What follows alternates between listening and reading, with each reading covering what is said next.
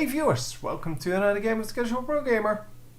Today we're doing a game number 4 between Acer and Nerchio in the bottom left as the Zerg player and aTn Socke as the Protoss player in the top right. So yeah, the colors really suck. I have to agree with Mr. Empire there. Can we actually change the colors? No, it is still Socke. Oh my god, these are sucky colors. So yeah, the preferred colors are of course, well, red and green or something like that. Something similar at least. And this is just very sucky. This is basically the color of the minerals. And this is basically the color of dark minerals. Now, the blue is a little bit more visible. But this blue is really hard to spot. Plus, it's going to be very hard to see on the minimap when, well, this guy, for example, has a Zergling somewhere. So, yeah, normally with red you would be able to spot that very easily, but this is going to suck a little bit. Anyhow, it doesn't matter too much because we're just focusing on the big fights anyway. And that is just the way it is for now. So we are going to get our early expansion out once again before the Zerg player. The Zerg player once again going for an early spawning pool. And I guess he just likes to go for that early spawning pool. And there's nothing wrong with that.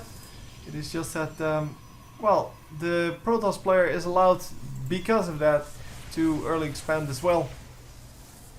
And there is really no pressure.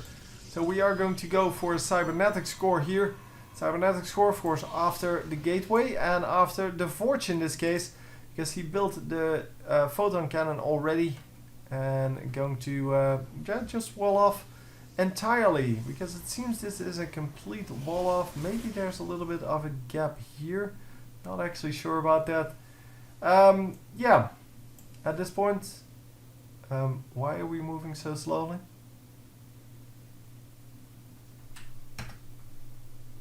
I don't know. Okay, this seems a little bit crazy. There we go. No? Yes? Maybe? I don't know.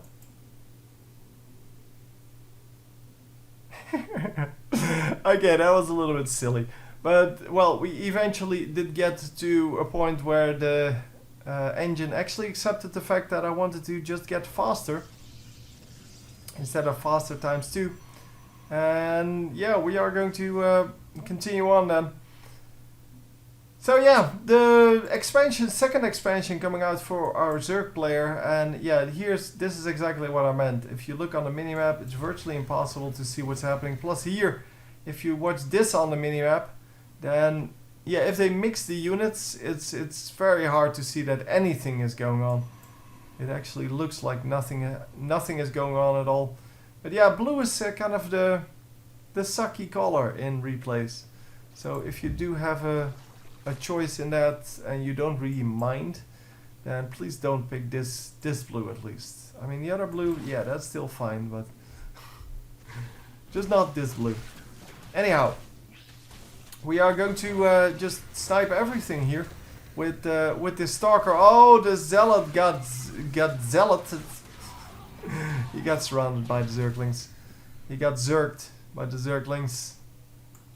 And we are going to run back with the Stalker, although the Stalker can probably just kill this. There's really no reason not to. Yeah, he can just kill this straight up.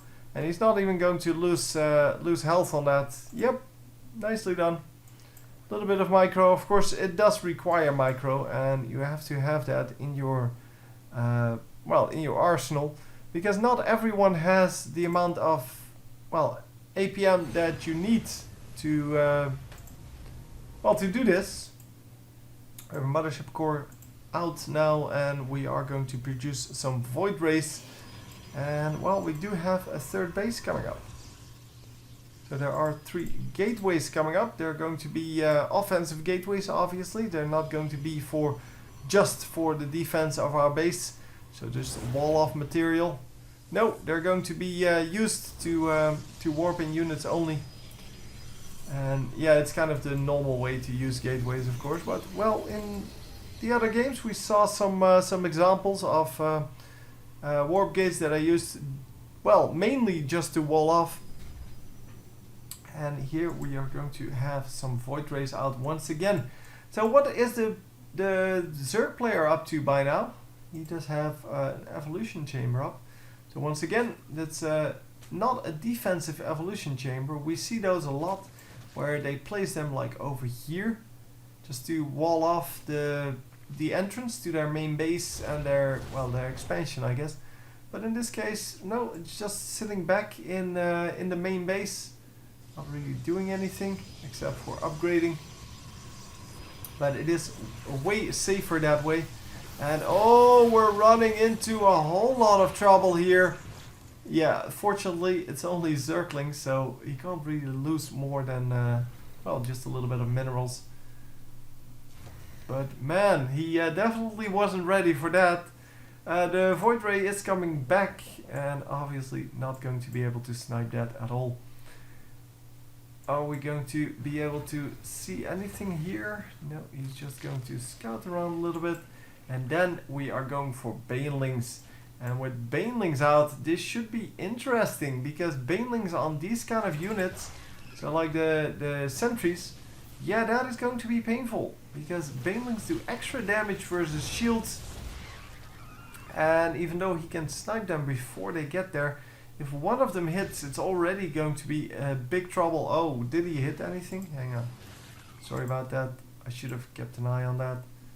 Yeah, the replay system does not really allow me to do a whole lot of fine tuning there. So yeah, here's where they become Banelings, and then once they spawn... Did I? Oh, come on. I over-scrolled, I think. Yep, very nice. Very nicely done. Excellent. Sorry about this. This is insanely bad. There we go. We are going to get that. And now we have Banelings coming in. And now let's see how little they did. Yep, they did.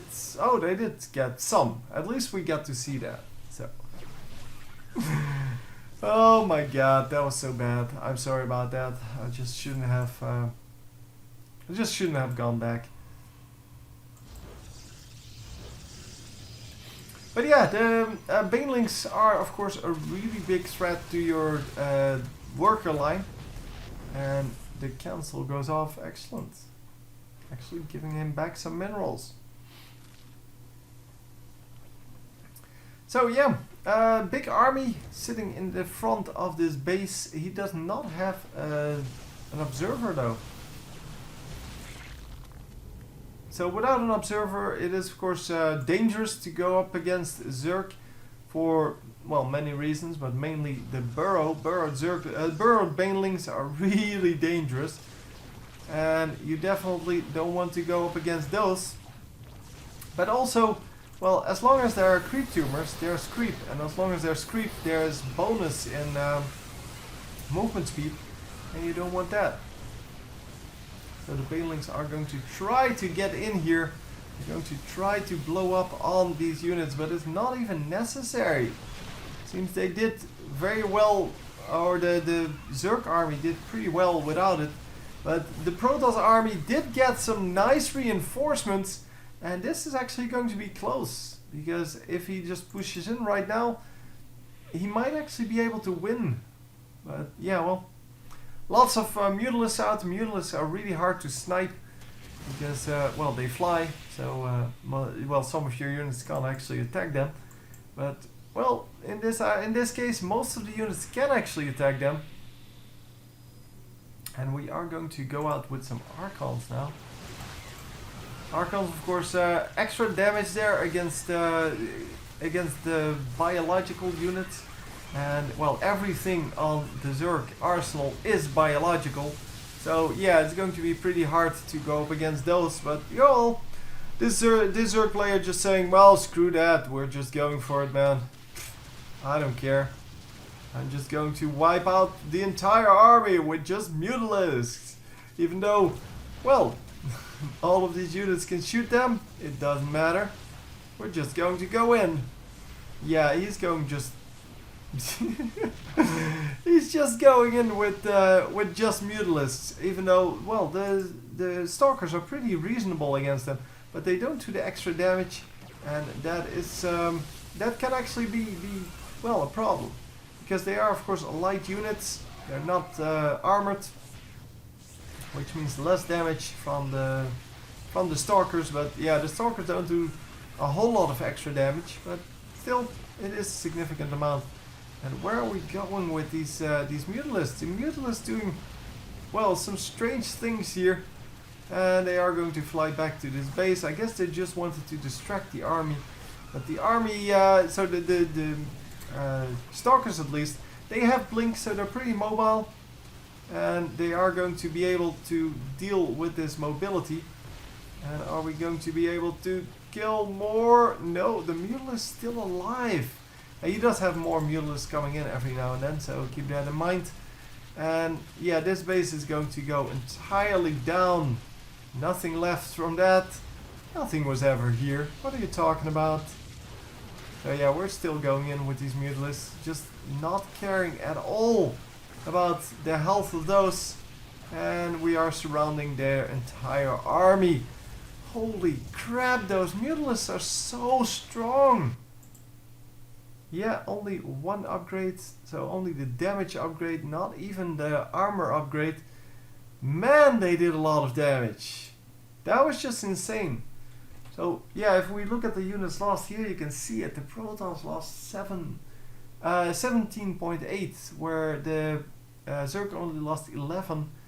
And yeah, that is such a big difference because, well, the Zerg is also ahead on bases. So normally on income, he should be ahead. Yeah, 79 harvests to 43. So he's definitely ahead in that as well. Yeah, that was a very nice demonstration of how powerful Mutalisks can be, I guess. And that makes it 3-1 for Nerchio. So he wins this best of 5, even though he lost game 1 once again. So yeah, anyway, hope you enjoyed, and I will see you next time. GG.